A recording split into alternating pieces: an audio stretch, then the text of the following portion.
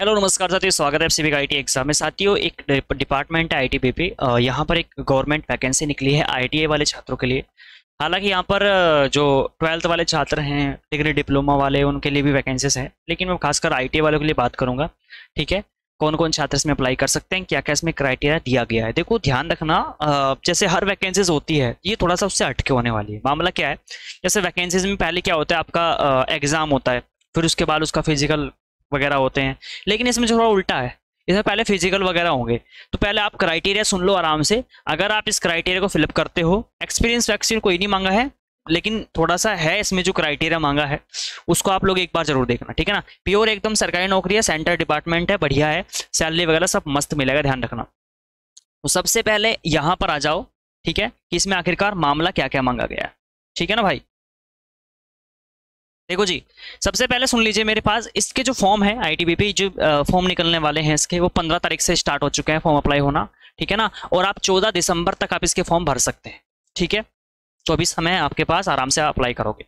उसके बाद भाई साहब, यहाँ पर अलग अलग डिपार्टमेंट में वैकेंसी से सब इंस्पेक्टर टेलीकम्युनिकेशन हो गया, सब इंस्पेक्टर टेलीकम्युनिकेशन फीमेल हो गया। ठीक है ना, हेड कांस्टेबल हो गया। अब देखो यहाँ पर क्या है, हम यहाँ पर बात करेंगे किसके बारे में, हम बात कर लेते हैं यहाँ पर आईटी वालों के लिए। आईटी वालों के लिए तो यहाँ पर मेल और फीमेल के लिए अलग अलग हेड कांस्टेबल जो है, ये एक तो हेड कांस्टेबल की, और ये यहाँ पर जो कांस्टेबल की है, सिर्फ ये जो डिपार्टमेंट है इसमें आईटी वाले छात्र अप्लाई करेंगे। ठीक है, यहाँ पर अलग अलग पोस्ट दिए गई हैं, अपनी कैटेगरी के अनुसार यहाँ पर पोस्ट देख सकते हैं। ठीक है ना, उसके बाद अगर मैं बात करूँ यहाँ पर अदर क्राइटेरिया के बारे में, ठीक है ना, उसके बारे में जान लेते हैं। अगला जो क्राइटेरिया इन्होंने क्या मांगा है, सबसे पहले मैं बात करता हूं इसमें कौन सी भैया, सैलरी पैकेज के बारे में और एज के बारे में। तो भैया सैलरी जो इसमें रहने वाली है हेड कांस्टेबल की 25,000 रुपये से लेकर के 81,000 रुपये, और जो कांस्टेबल की है सिर्फ वो है मेरे पास 21,000 रुपये से लेकर के 69,000 रुपये।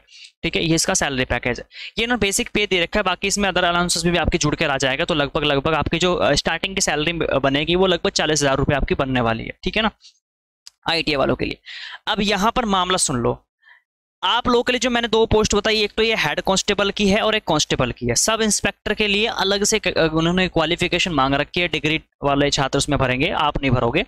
आपके लिए हेड कांस्टेबल है और कांस्टेबल है। तो आपके लिए जो एज मांगा है, तो भैया या तो आपकी एज, अगर आप हेड कांस्टेबल वाले डिपार्टमेंट में अप्लाई करते हो तो आपकी एज 18 साल से लेकर के 25 साल होनी चाहिए, या फिर अगर आप कांस्टेबल वाले में भरते हो तो भैया यहाँ पर 18 साल से लेकर के 23 साल आपकी आयु होनी चाहिए। अब आप कहोगे सर छूट, बिल्कुल मेरे भाई, तो यहाँ पर सुन लीजिए, छूट का तो मामला ये है कि जितने भी ओबीसी के छात्र हैं, ठीक है ना, ओबीसी के कैंडिडेट हैं, उन्हें 3 साल की छूट मिलेगी, और जितने भी एससी और एसटी के छात्र हैं उनको भैया 5 साल की छूट मिल जाएगी। तो कहने का ओवरऑल मेरा मतलब ये है कि जितने भी ओबीसी के कैंडिडेट हैं, ओबीसी के कैंडिडेट 26 साल तक अप्लाई करेंगे इसमें। ठीक है, और एससी एसटी के छात्र जो है, मतलब इस वाली पोस्ट में, देखो अगर आप हेड कांस्टेबल में जाते हो तो 3 साल की छूट मिल जाएगी, तो 28 साल तक हेड कांस्टेबल में आपका मामला बन जाएगा ओबीसी वालों का, और एससी एसटी वालों का इसमें आप लोग 5 साल जोड़ दीजिए, 30 साल तक आप इसमें अप्लाई कर सकते हो। इसी प्रकार से इसमें 5 साल अपने 3 साल ऐड कर देना। ठीक है ना, छूट मैंने आपको बता दी ओबीसी वालों को और एससी एसटी वालों को, इतनी छूट इन्हें मिलेगी। जनरल के लिए कोई छूट नहीं मिले करती, इस चीज का ध्यान रखना। ठीक है ना, अब अगला जो चीज है इसमें, यहाँ पर देख लीजिए क्वालिफिकेशन के बारे में। ठीक है ना, क्वालिफिकेशन देख लीजिए यहाँ पर हेड कांस्टेबल और भैया कांस्टेबल के बारे में। तो सबसे पहले इन्होंने जो क्वालिफिकेशन मांगे, अगर मैं हेड कांस्टेबल की बात करूं तो इन्होंने कहा है कि भैया आपके पास 12वीं अगर है ना, 12वीं आपके पास होनी चाहिए, आप 12वीं पास होना चाहिए। कितने मार्क्स के साथ? आपके पास 45% नंबर होने चाहिए किसमें, 12वीं में। ठीक है, और 12वीं में आपके पास पीसीएम होना अनिवार्य है, तब जाकर के आप इसमें अप्लाई कर सकते हो। समझ रहे मेरी बात को? तो 12वीं में आपके पास पीसीएम होना अनिवार्य है और 45% मार्क्स आपके होने चाहिए। ठीक है भैया, या करके इन्होंने एक और क्वालिफिकेशन लिखते हैं कि या फिर अगर आपके पास ये नहीं है तो फिर आपके पास 10th प्लस आईटीआई होना अनिवार्य है। अगर आपके पास इस बात, देखो इन्होंने पहली क्वालिफिकेशन तो ये दी है, अगर आपके पास ये है तो इसमें भर दो, या अगर ये नहीं है तो फिर आप लोग 10th क्लास पास होने चाहिए, प्लस आपके पास आईटीआई का सर्टिफिकेट होना चाहिए। कौन सी ट्रेड से? इन्होंने कहा कि भैया आपके पास इलेक्ट्रॉनिक ट्रेड, और यानी कि या इलेक्ट्रिकल या फिर कंप्यूटर फ्रॉम, इलेक्ट्रॉनिक वाले छात्र अप्लाई कर सकते हैं और इलेक्ट्रिशियन वाले छात्र भी इसमें अप्लाई कर सकते हैं। ठीक है ना, ध्यान रखना इसमें इलेक्ट्रिशियन वाले छात्र और इलेक्ट्रॉनिक मैकेनिक वाले छात्र इसमें जो है कौन सी हेड कांस्टेबल वाली में अप्लाई करेंगे, ठीक है ना। अभी कंप्यूटर फ्रॉम इन्होंने कंप्यूटर का भी इन्होंने दिया कि कंप्यूटर जो आईटी करते हैं वो भी छात्र भर सकते हैं, लेकिन कोपा का इन्होंने थोड़ा सा मेरे को लग रहा है डाउट, बाकी जब उसमें भरा जाएगा तो मैं आपको बता दूंगा जब फॉर्म वगैरह भरे जाएंगे, ठीक है ना। ऑनलाइन है इसका अप्लाई। उसके बाद अगर आपके पास ये भी नहीं है, ठीक है ना, अगर आपके पास 10th प्लस ITI भी नहीं है तो या फिर आपके पास क्या होना चाहिए, आपके पास 10th होना चाहिए प्लस आपके पास यहां पर 10th होना चाहिए प्लस आपके पास 3 साल का डिप्लोमा होना चाहिए। क्या होना चाहिए, प्लस आपके पास जो 3 साल का क्या होना चाहिए, डिप्लोमा मेरे भैया, ठीक है ना। तो ये क्वालिफिकेशन उन्होंने मांगी है, या तो आपके पास ये हो या फिर आपके पास ये हो या फिर आपके पास ये हो, ठीक है ना। अब दूसरी जो कंडीशन आती है वो आती है इस वाली पोस्ट में, इस वाली में आ जाओ। कांस्टेबल जो टेली कम्युनिकेशन की जो पोस्ट है सिर्फ कांस्टेबल के, हेड कांस्टेबल में ये क्वालिफिकेशन है, और जो सिर्फ कांस्टेबल के उसमें क्या मांगा है कि भैया आपके पास क्या होना चाहिए, 10वीं होना चाहिए, क्या होना चाहिए, 10th होना चाहिए, प्लस आपके पास क्या होना चाहिए, 10th होना चाहिए, प्लस आपके पास क्या होना चाहिए, आपके पास डिप्लोमा और सर्टिफिकेट हो from an industrial training institute, या तो आपके पास डिप्लोमा हो या फिर आपके पास ITI हो। ध्यान रहेगा, जो सिर्फ कांस्टेबल की पोस्ट है इसमें या तो आपके पास क्या होना चाहिए मेरे भाई, या तो आपके पास ITI होना चाहिए या फिर आपके पास क्या होना चाहिए, डिप्लोमा, ठीक है ना, डिप्लोमा आपके पास होना चाहिए, तब जाकर के आप इसमें अप्लाई कर सकते हो इस वाली पोस्ट में, कांस्टेबल वाली में, ठीक है। अब आप कहोगे सर जो ये कांस्टेबल की पोस्ट है इसमें कौन सी ट्रेड है, इसमें कोई ट्रेड का मामला नहीं है, जो सी भी आपकी ट्रेड हो, कांस्टेबल वाले में हर ट्रेड का छात्र अप्लाई कर सकता है। इन्होंने मेंशन नहीं किया है, इन्होंने सिर्फ बोला है कि भैया आपके पास क्या होना चाहिए, आपके पास सिर्फ ITI का सर्टिफिकेट होना चाहिए अगर आप कांस्टेबल का फॉर्म भरते हो तो, ठीक है ना।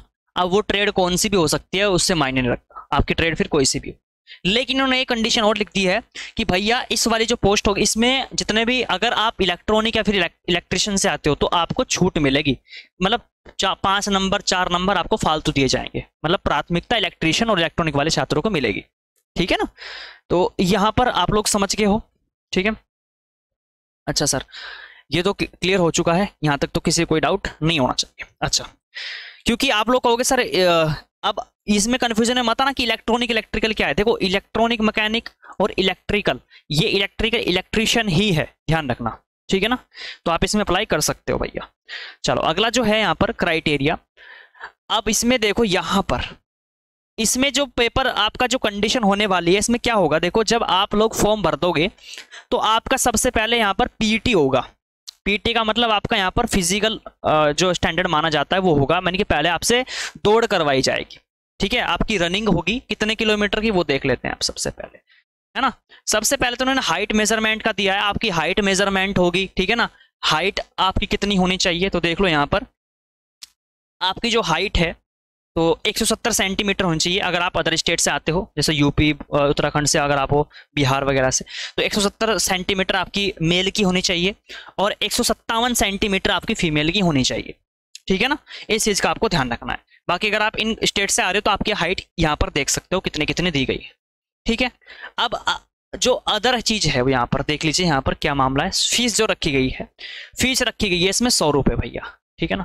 100 रुपये इन्होंने फीस रखी गई है, लेकिन यहाँ पर एक चीज आप ध्यान रखना, जितने भी यहाँ पर SC और ST के छात्र हैं, SC और ST वालों को और जितने फीमेल कैंडिडेट है इन्हें कोई भी फीस नहीं देनी, ठीक है ना।